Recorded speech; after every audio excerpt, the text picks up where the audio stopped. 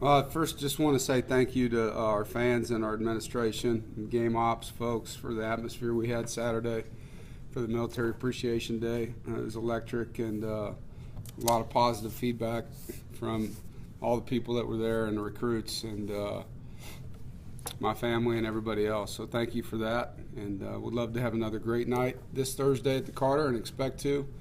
And it was an honor to get the 200th win in the stadium on such a great day. It was a good win for our football team over Syracuse against a very talented offense. And to come out of that game against a pressure defense and not turn the football over on offense and not give up a sack and run for over 200 yards, I thought did a lot of positive things. Kind of beat ourselves in the first two drives in the third quarter, which was disappointing to have 2 third-down drops. But obviously a situation we can learn from, and really love the first half, both sides of the football, how we played.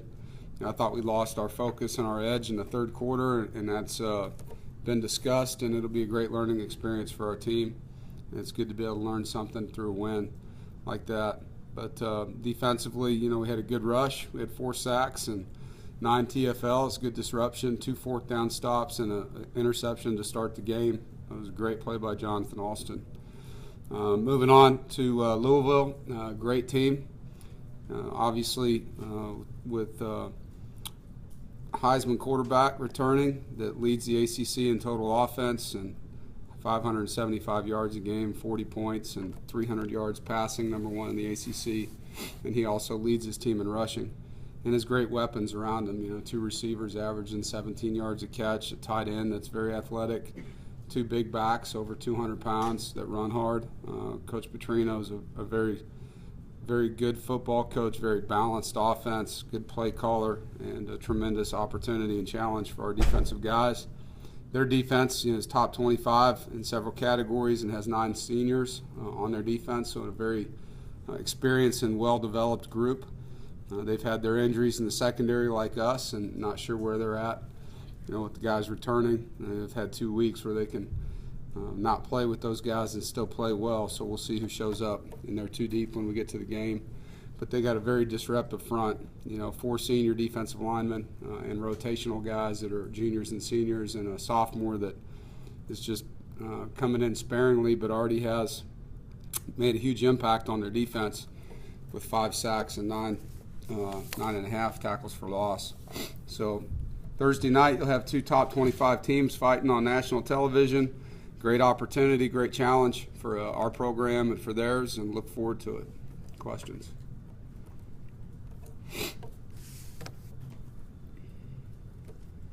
talked about motivation after the Syracuse game. Sometimes it's hard when you beat a team the previous year. I'm guessing this would fall on the opposite end of the spectrum this week with Louisville. How much will you have to show them from last year's game to try to get that going? I don't think we'll have to show them any of it. And not to take anything away from Louisville because they beat us, but we didn't play well at all in that game, and we were still not over what happened the week before, as everybody knows. And so, whether that would have changed the outcome or not, we'll never know. But I know our players, that left a bad taste in their mouth just on how they took the field and played. And to our credit, we played hard for the whole game and tried to have a comeback there in the second half, but that wasn't our best coaching, wasn't our best playing, and look forward, to playing against a team that has gotten the best of us the last 3 times we've played them, and they're very good. And offensively, you turn the film on, and even when things don't look like they're going well, he just makes things happen. And he's a great quarterback. Really, really worked hard in the offseason. You can see in his passing game, and they've recruited well. They got big guys. Receivers are big, and it's going to be an awesome challenge for the guys. But to answer your question, Joe, I don't think last year's film at all is needed to motivate our group. You talked about the not having been over what happened the previous week against Clemson the last time you played these guys.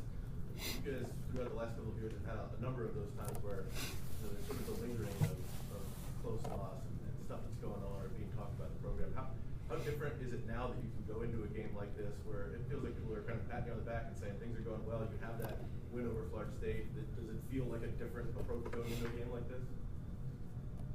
I just think it's a different team. It's an experienced football team. We haven't had that before, and in the past we've been building a program and in a lot of cases playing with sophomores and freshmen, and that's just not what we have this year, and so it's different because of that. We haven't paid any attention to the negative or the positive. We've really focused these guys and focused ourselves on what the task at hand is. And I told them to get off of social media and just focus on the game plan, because you only got a couple days to learn it and get it right. And that's been our approach. And no matter what, after this game we'll be halfway through. We'll reset and see where we're at and move on to the next week. And that's our approach right now.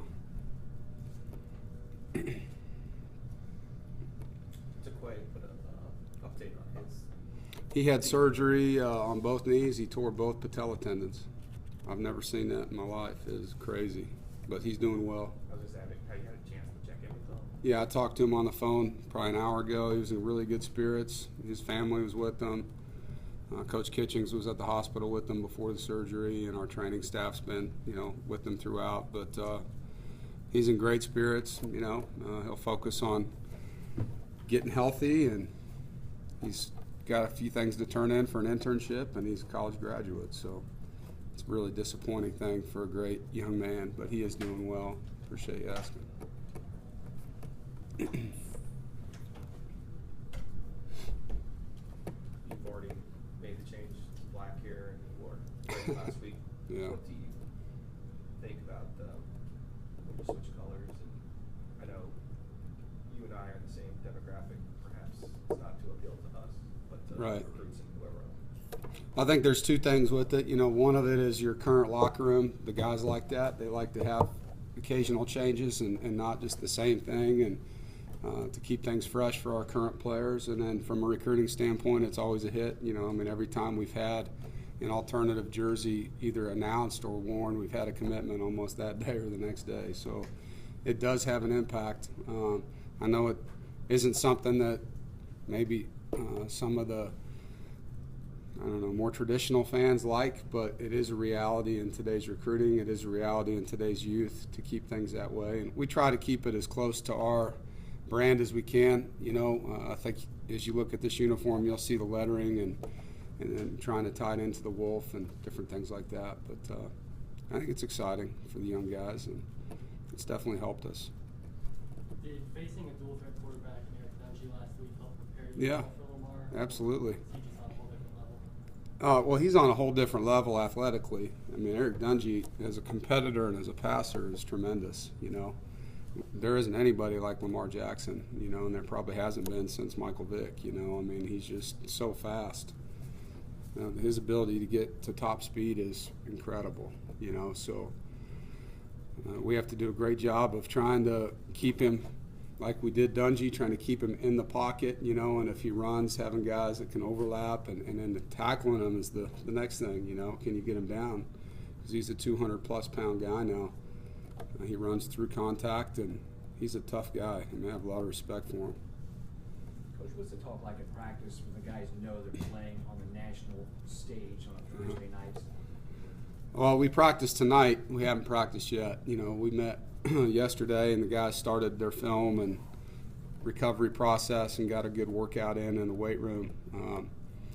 We'll practice tonight under the lights just to kind of get that atmosphere a little bit, and then we'll be back into our morning routine tomorrow, and then all of a sudden we're playing. So it's kind of where we're at. But, you could feel it, and I told the guys how proud I was of them for getting that win. But, you could feel it immediately how excited they were, for the next matchup. Another uniform question for you. I believe you're unbeaten now with the Tuffy logo. Is that your superstition? Or do you like the... I do like it. I do like it. Chris and I met in the summer, and it's actually how we planned it was to wear it, in the games that we've had it and have it on the field just because they were back-to-back, and now we have a month before we come back home to play. So I don't know where we'll go with it from here, but I do like it. I think it makes us unique. It's, a brand that nobody else has that picture, and it kind of, for us, from a branding standpoint, I think it really draws attention to what NC State is. And will we continue to wear it every week? I don't know yet, but I do like it. And if we win, yeah, I'll guarantee it that we'll wear it the next week. Yeah, I guarantee it. But, you know, we'll see. We've got to get the win first. Going off of what Joe said about the Superstition, the first game you wore a white polo, and then these past couple games you You have guys a are red caught shirt up on. in Does that, that yeah. have to do with anything? I'm very superstitious, yeah. Okay. Very So- superstitious, yeah. Yeah.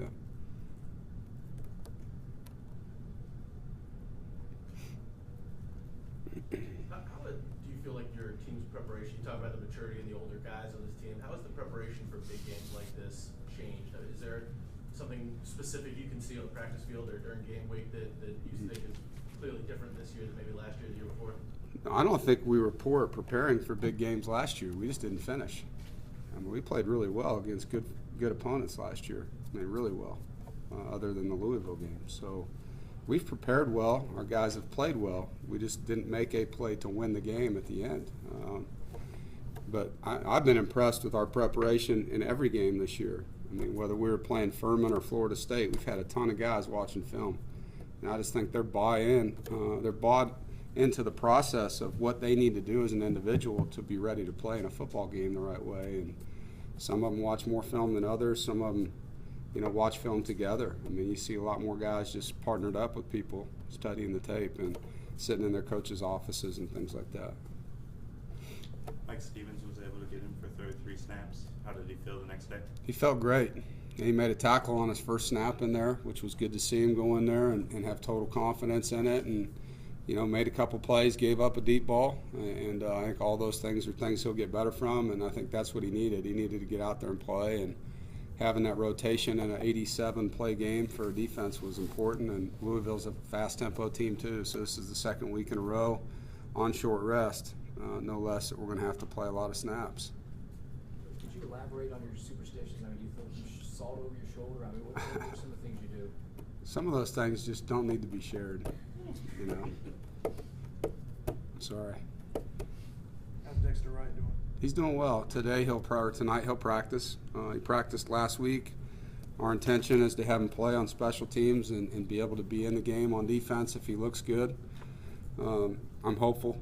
He asked if he could play on the punt team last week, and I said no because I hadn't seen him tackle or play full speed yet in practice. And Justin thought he was really close, our trainer, being 100%. So tonight will be a big night for him because we have two of our coverage units that he'll get reps on tonight. Continuing with the injuries, you had a couple close calls. Naheem twisted his ankle there. He just cramped. He was cramped. Yeah. Okay. And then Kelvin, you credited him with a drop. I was willing to give him the benefit of the doubt on that, but he landed on his shoulder. He did. Yeah, he's okay. He went back to the locker room. Yeah, he's just got a bruise. He's okay. That's a drop, though. That was a drop? Yeah. You want me to update the official It's a drop. scoring system on that one? It's a drop. Okay. I don't want to infringe on any superstitions like talking Barry no hitter, but Ryan has, I believe, the longest active streak in FBS without throwing an interception. How has he developed as a passer, and how important is it to what you guys want to do, the way that he has been both effective but smart with the football? Well, he is playing smart, and he's gotten lucky, too. I mean, he's had a couple drops by their defense, you know. But that's part of the game. That's why they're on defense, supposedly, because they can't catch, right? But, I mean, it's just a matter of time. I mean, he's not going to be perfect for the year. But he's making good choices. He's putting the ball where it's hard for them to get to it. He's throwing it on time. And the guys are fighting for the ball. I mean, Jacoby Myers' catch was a great catch, you know, where he took it away from their defensive player, you know. So that's what you want. You want him to give them great opportunities. Like Steph's touchdown was an incredible throw, and the one he hit Steph in between the coverage on the sideline was a great throw. I mean, those are big-time plays by him, and even the scramble to extend a drive that he made was a big-time play. So just being smart and, like I've said before, trusting the next down is going to be a good one if that one's not putting our defense in a short field. And if you watch our game with Louisville last year, the entire game we were on a short field. I mean, it was awful. I mean, the entire game. So we got to try to flip that script if we can and give our offense and our defense the best opportunities to play their best football. Expand on that. Finley seems to make the right decisions on read option. He's running the ball well, too. Yeah. How helpful is that for your offense? Well, it's good blitz control. You know, I mean, if you can run some option and control how they're pressuring you and make them balance up and have to play a little bit less pressure defense, which helps your pass game. I think, you know, I've always felt like, you know, if you're playing a team that's good with option, good with screens, and can drop back and throw and be balanced, that's tough, you know, as a defensive coach. And Coach Ledford's done a good job adding some of those elements from what they did at App, you know, to our run game.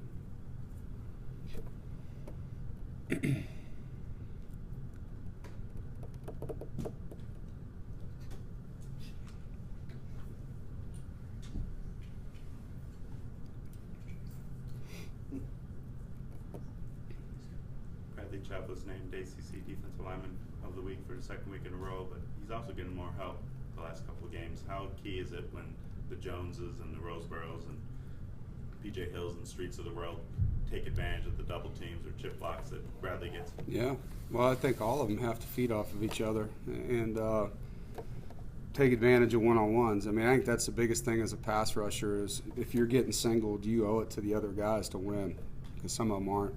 And those guys have done that. And you'll see our edges at times will force a quarterback up into the pocket, and those guys have an opportunity, and vice versa. Sometimes we'll win inside and flush them out.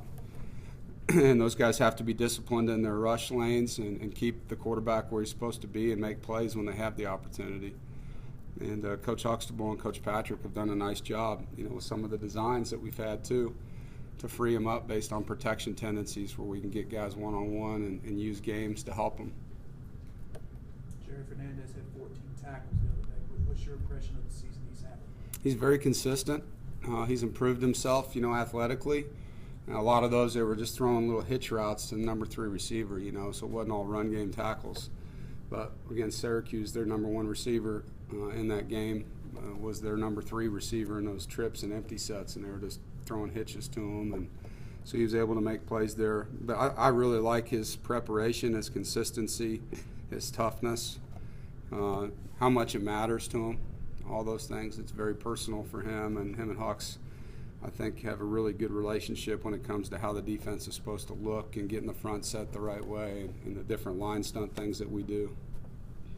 Coach, you coming in at the polls, in both polls, AP and Coach's poll this week since 2010. So can you just talk about the, you know, what that means and what it means going forward? Well, it's good recognition for our program, and it's well-deserved, but it's still early in the season, and there's a lot of football left. You know, after Week 12, if we're in the top 25, I'll be really excited. You know, right now it's just we appreciate it, and it's great to have it out there publicly, but we're going to focus more on what we need to do to stay there.